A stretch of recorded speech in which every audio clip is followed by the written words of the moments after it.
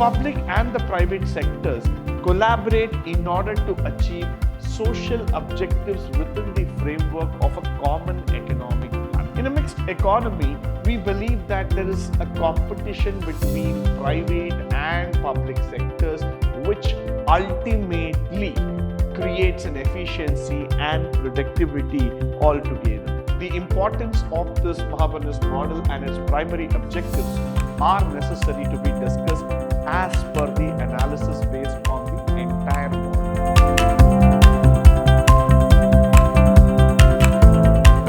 Good morning and welcome to the first session, Chapter 1, Unit 2, first semester, Pre-Reforms of Economy in B.Ba, where we're going to talk about types of plan. Now, the Indian economy is a mixed economy, which means it is a collection of capitalistic as well as centrally planned economy.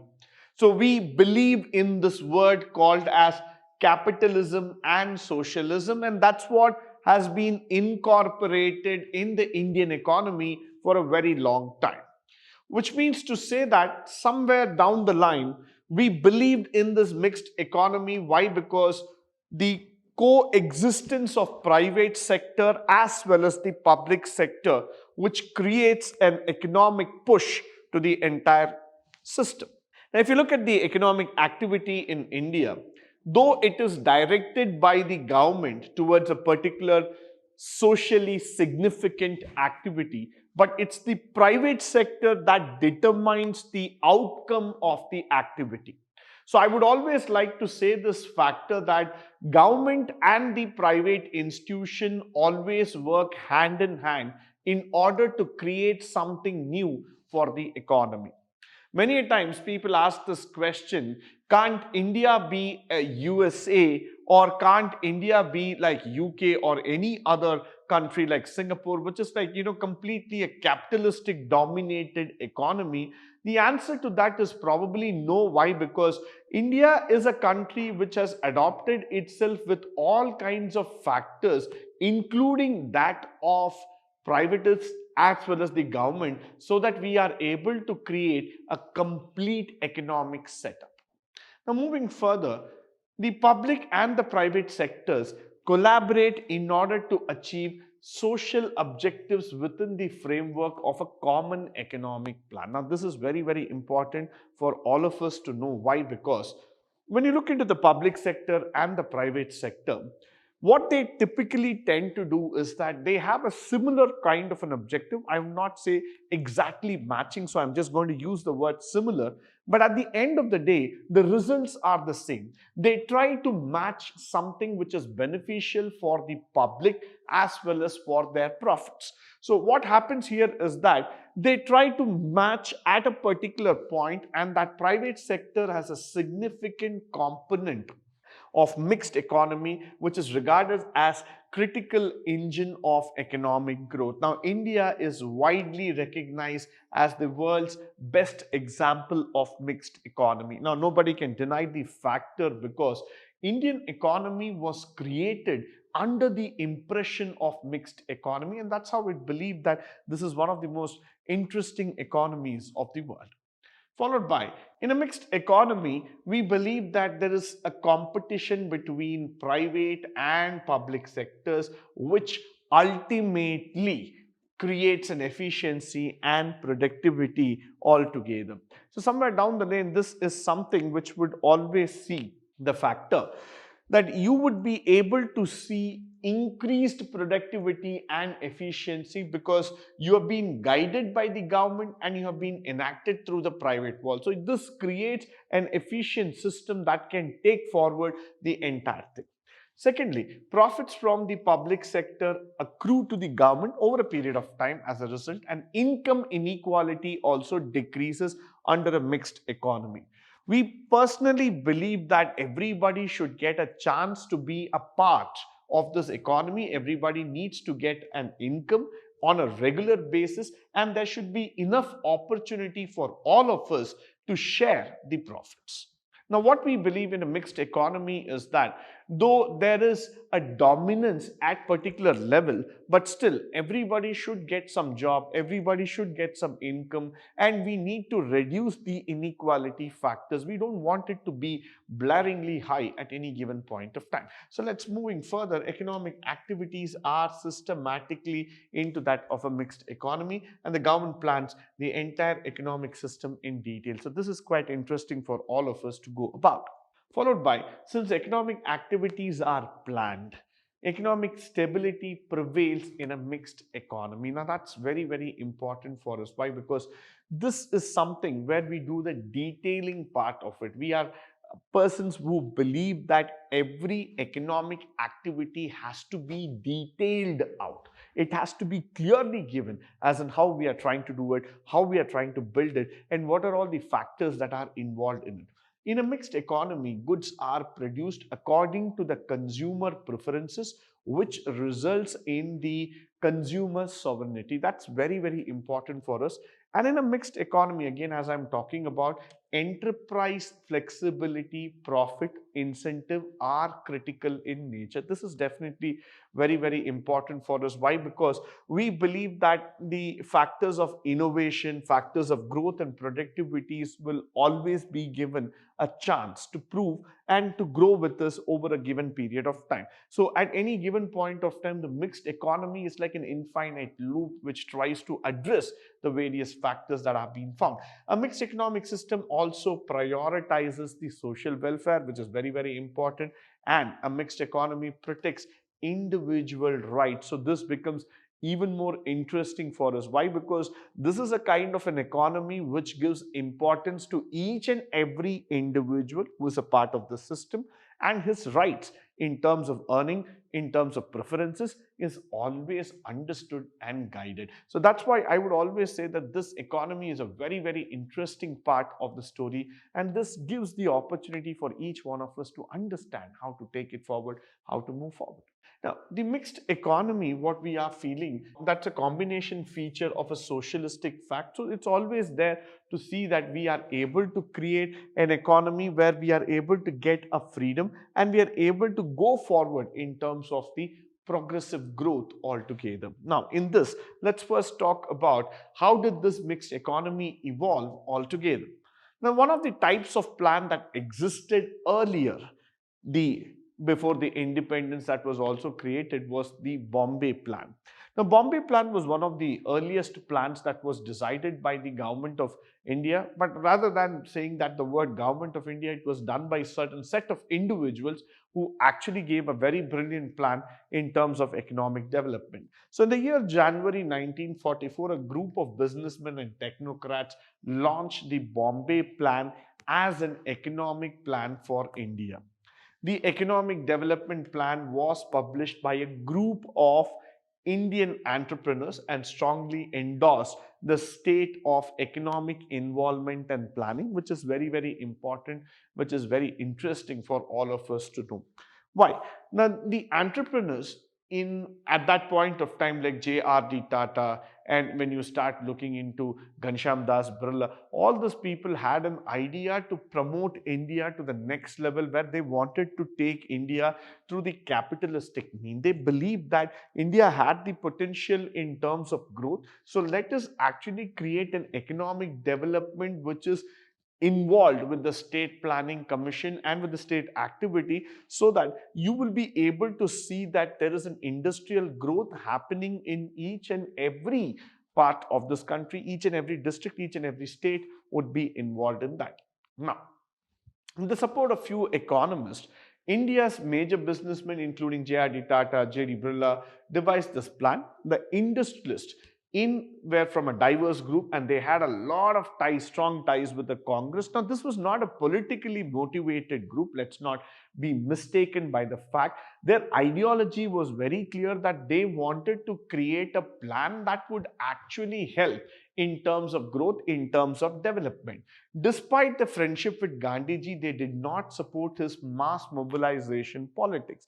Now, when you talk about the corporate versus that of the political factors, the businessmen did not support Gandhiji's view because they believed that the development happens because you need to be focused on certain industrial aspect and not just by gathering of people. So that's the reason they did not support Gandhiji. And though there was, despite their differences, their opposition to the Nehru's command economy model, which he called it as socialist. So what they were trying to do is that they were united in their opposition factor, and they did not just wanted to have a socialist, but they wanted to have a capitalistic kind of economy where industrialist growth was given more importance.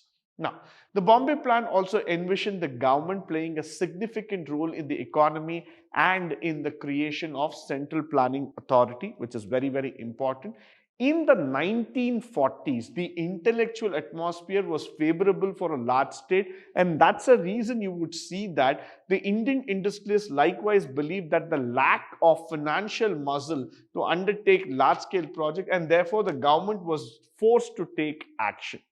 Initially, it was because that they did not have the money, they did not have the financial muscle to push through the bigger projects. They were not able to do so. So that's the reason what happened is that the industrialists had to go back to the government, ask them to take up the actions so that they would be able to go forward in terms of the growth aspect.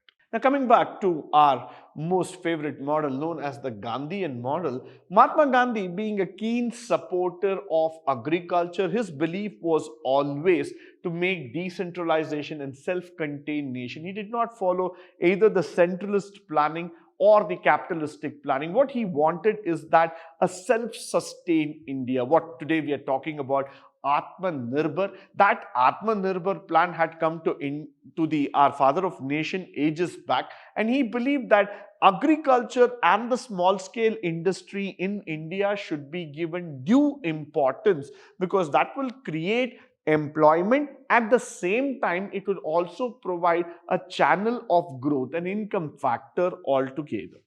Followed by the factors of Mahatma Gandhi was more from the common man perspective rather than just looking from an industrial or from a growth perspective altogether. Now, though these beliefs were against the planning commission, people did not believe it, people did not see it together. But then Jawaharlal Nehru assured that industrialization will not hamper the establishment. So they just went ahead with the encouragement of the cottage industry. And then the major focus here was on the National Planning Commission to construct a power-based economy, to lay down a top-down approach planning which was not in synchronization of the Gandhian plan altogether.